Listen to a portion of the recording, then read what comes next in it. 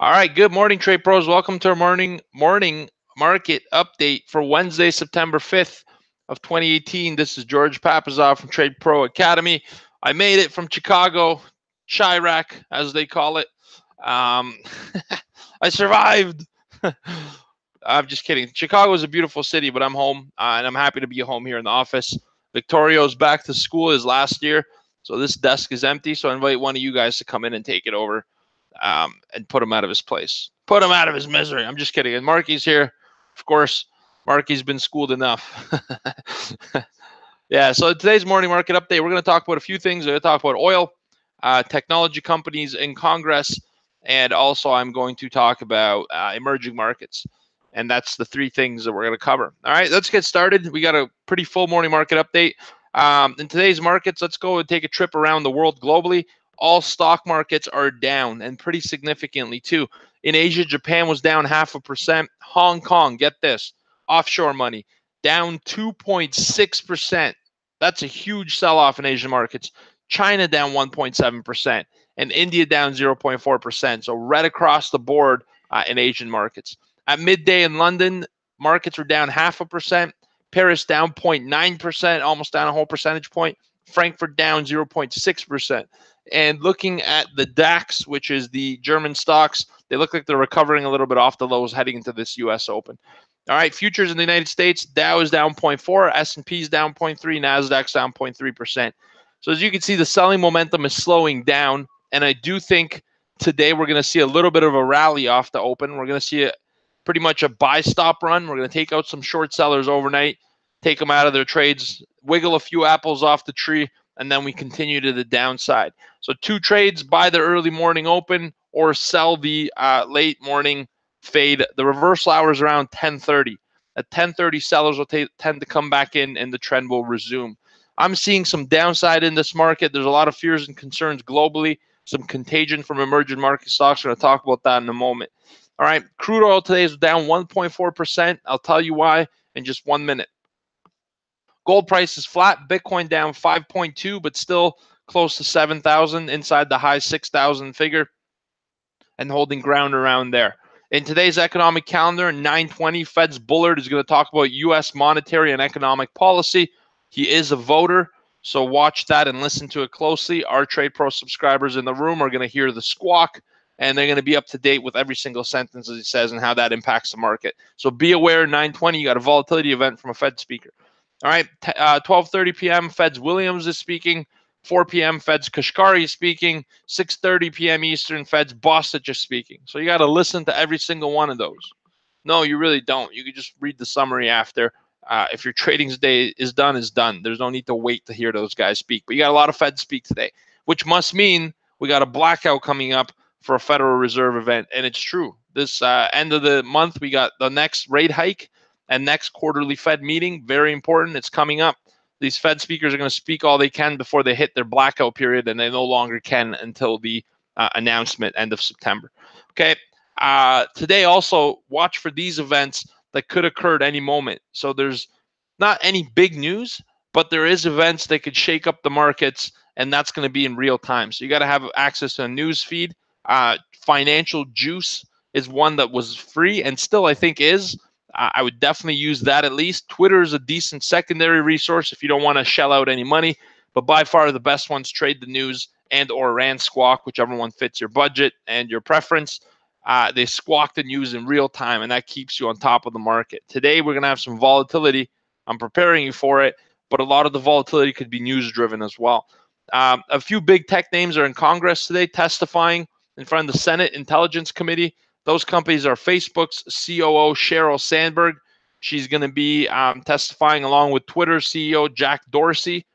And the topic is going to be how these companies are preparing for midterm elections and weeding out any influential campaigns against or for any candidates. So they're going to be testifying today, and listen to that very closely. It's going to be all day long. Squawks will come out throughout the day. Google executives Larry Page and Sundar Pichai were also invited but declined. They said, we don't want to have anything to do with this. That's suspicious because Google's the one that was Look, this is gonna be a little controversial. Google was the one that controversy alert. We need a sound. um, Google was the one that was exposed to having the most amount of involvement in the PRISM program, which was basically sharing information with secret services and the governments. All right, and they're the ones that are not there, and I think they're the ones that are saying, "Oh, we don't want to look like we have any alliance with the government." Strange thing to decline an invitation, but anywho, Google's not going to be there. So Twitter, Facebook, two stocks that'll be impacted by this news. Emerging markets continue to sell off, and the focus is on Argentina and Turkey, and that selling pressure and downside outlook has spilled over into the global markets. Today, more than ever, markets are interconnected globally, and if you sneeze in one area of the world, you could get the cold the next morning on the opposite side. So they're very interconnected, which is great for price discovery, but contagion spreads very quickly. That's what the world's concerned about, and I think that's finally making its way through the United States markets as well. Indonesian equities sank for a fifth straight day after attempted interest rate hikes. Same with South Africa's rand. They try to increase interest rates. It's going down. Actually, Argentina increased interest rates to 60% to offset their Argentinian peso decline, and they didn't. It continued to drop. South Africa's rand hit hard, almost the same magnitude for the first time as 2009, and is now the week's worst performing emerging market currency. So now the South African rand's on board this. And this is where you're seeing a lot of selling pressure, and I believe that the next big move is going to be to the downside. We're still bullish, but the markets can't continue to go up indefinitely. They go up, they pull back. All right, they go up, they accumulate a lot of longs. Retail crowd finally buys the top and says, all right, we've gone up 10%, let's go another 10%, and then it goes down and they get stopped out. And then institutional money picks up the sell-off and rallies it back up. So these are the ebbs and flows of the market. And if you don't understand that, I invite you to check out our foundations course and our futures day trading course. They go into that into detail, and you have a 14-day money-back guarantee, so there's virtually no risk. Senior officials from the U.S. and Canada are picking up NAFTA talks today. Trudeau said no NAFTA deal is better than a NAFTA deal, than a bad NAFTA deal for Canadians. He said that he wants to keep the Chapter 19 dispute resolution in place and existing protections that ban United States companies and media companies from buying industrial Canadian companies. Basically, they can't purchase them under these agreements, and Justin Trudeau wants to keep that in place to prevent consolidation and anyone taking over control companies that are key in Canada. All right, Tropical Storm Gordon. Here's the important part. Tropical Storm Gordon yesterday was supposed to hit the mainland, and it did, but it veered off a little bit, and it didn't quite hit as a hurricane. All right, it was more of a big storm. And in preparation for that yesterday, a lot of oil platforms, storage companies for natural gas and crude were shut down. All right, so what does it mean when a big center like that shut down? It means no supply could get to the market. They're protecting their inventory rather than putting it on ships and making it get hit in transit and losing it, writing it off. So they protected their inventory. They shut it down, shut it in for protection. Oil price spiked yesterday on that news. Now that the storm wasn't as bad as it was expected, oil prices are coming down. Remember I told you why it was down 1.7%? That's the reason. That supply coming back in the market, and also the removal of the concern over having your supply being damaged. All right, the removal of supply being shut in and not being released. Now that's back on the market. The doors are open again. The storm is past, and crude oil had to correct some of those gains. Another thing about crude oil, this is really interesting about crude oil. Saudi Arabia once again said they want oil to stay between $70 and $80. Saudi Arabia is the world's largest producer and output of oil, and also they control a lot of the supply. They're a really big member of the OPEC and non-OPEC agreements and cooperation. And whatever they say, I mean, I hate to say this, it is a cartel at the end of the day. Oil is run by a cartel. If you don't know that, you got some documentaries to watch. It's a massive cartel. And if Saudi Arabia says, I want price to be between $70 to $80 a barrel, they're going to get that. All right. They've set a wide enough range that it's going to stay there. They pretty much command the market. All right. It's like you having a car that you own and you lend it to somebody and you call them, you say, I want my car back. You should get it back. You expect it. All right. That is not a good analogy, by the way. Don't rate this video on the quality of that analogy. The point I'm making is that's where they want it. There's some OPEC meetings coming up, and I think it's the price is there now, and that puts an upside pressure.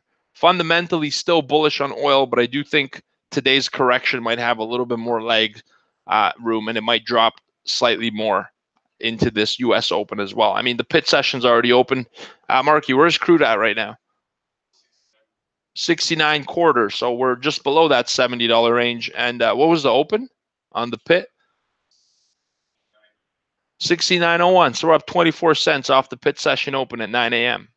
All right. So just keep that in mind. Keep watching that for oil. Last but not least, I'm going to conclude this heavily packed with information morning market update. I want to actually ask you guys, while you're here and watching, I'd love to hear from you in the comment box. Do you guys like the structure of these morning market updates? And if you could change anything to make it more useful for you, what would it be? Please, I really need your input on this and feedback. I want to make sure that what I'm giving you is what you need. Okay, because at the end of the day, I do this all for you, the guys and ladies that are listening in on this on a daily basis. I value your commitment to being here, and I want to provide the absolute best content I can for you. So I'd love to hear from you in the comment box. Just take a minute, pop that in there. I'd greatly appreciate it. Okay. Last but not least, Amazon joins Apple briefly, all right, as the second company in history to hit the $1 trillion market cap. Not $1 billion, $1 freaking trillion. It hit it yesterday, but then dipped below, hit the 1 trillion club. It's up. How many percent do you think Amazon's up this year, Marky? What would you say? Yeah. He says 40, 50%. Victorio, wake up. No, he's not here. Remember I told you that? Pay attention. I told you he's not here. Good guess, Mark. I would have actually guessed probably around the same as you. 75%, up 75% in 2018 alone, adding over $435 billion to their market cap this year alone. Amazon's a whale, all right? The addition of $435 billion, this is funny, this year alone is equivalent to the market cap of Walmart, all right? Amazon just added Walmart into their book. So that's pretty interesting stuff.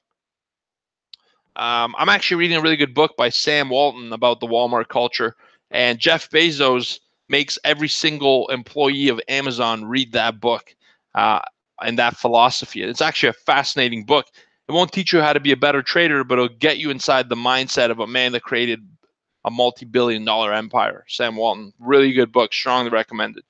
Anywho, point I'm making is a lot of analysts are saying that the Amazon's success is due to the fact they've diversified their portfolio. Amazon's in everything. Jeff Bezos started that company in his garage to sell books, and now it's worth $1 trillion. And they've done everything. All right, and I'm going to bring this back to a trading analogy, and I'm going to pipe it down, turn around, open the trading room. But here's a trading analogy. All right, when Bezos was in his garage, he just wanted to have books sold online. He said there's got to be a better way. Now Amazon's a web service company. All right, Amazon is a massive distributor and distribution center. Right, Amazon owns, what else do they own? Now Whole Foods. They're pushing into advertising. Amazon does everything. They own, huh? Pharma, yeah, I think so. I mean, they want to start a new company. Him and Warren Buffett, Bezos and Buffett want to start a new company to provide more fair priced medicine to Medicaid programs and stuff, to pretty much be a competitor to it. Pharma companies wet their sheets when they heard that. They got really scared. Anywho, point I'm making is this. Here's the analogy. As a trader, I know you want to get a certain something. It might be a certain milestone. I want to make $300 a day. I want to trade full-time and ditch my full-time job, whatever it is. Here's how you got to think. Yeah, you want that. That's great. But what if what you're looking at is just the online books portion? In order for you to grow, you've got to constantly expand your outreach. You got to expand what you're doing. You got to look into new areas. You got to learn more about other stuff. You can't just be trading focused, right? You got to read books. You got to educate yourself. You got to take psychology lessons. And we have a trading psychology course for you. So you got to kind of grow yourself in order to grow into that mentality. Many people want to make $2,000 a day trading. Say, if I can make $2,000 a day, I'll quit my job. And here's how I look at that. When you're first starting out, if you can make $50 a day, you're doing great in my books, because you got to earn the right to make that much money. When you get into trading, you're back at an entrance level job. All right. You should be happy to bring coffee for the traders that are making money just so you could learn. So what I'm saying is, have your goal, but remember, you have to do different things. If you're looking for one way to be profitable and that's it, that's not going to work. I'll tell you the one way to be profitable is constantly improving yourself, constantly improving your strategy, and always thinking critically of what's happening, trying to draw from that to say, how could this improve my tomorrow? I'm going to end it off on this one sentence. The money that you make today is because of yesterday's effort. The money that you make tomorrow is all about what you're doing right now. All right, guys? Join us in TRADEPRO Academy. We have a price increase this Sunday coming up at midnight, and you have the chance to lock in the package that you choose for the rest of your life. So I'm not going to raise rates for everybody. I'm even giving you a chance to get in. All right, that offer ends this Sunday, and I can tell you more about it tomorrow. Thanks for tuning in. Have a great day. Manage your risk. Trade like a trade pro. Look for an early morning pop to fade and continue down through lows. See you guys later, and I appreciate you. Thanks for tuning in. Goodbye. Yeah, I forgot to turn them on. It's all good. It's all good. There's an early morning pop. As I'm talking about it, it's going up. TradePro's 28.98 half was the close of trade yesterday. I'm going to give you guys some levels in just one moment. We're going to set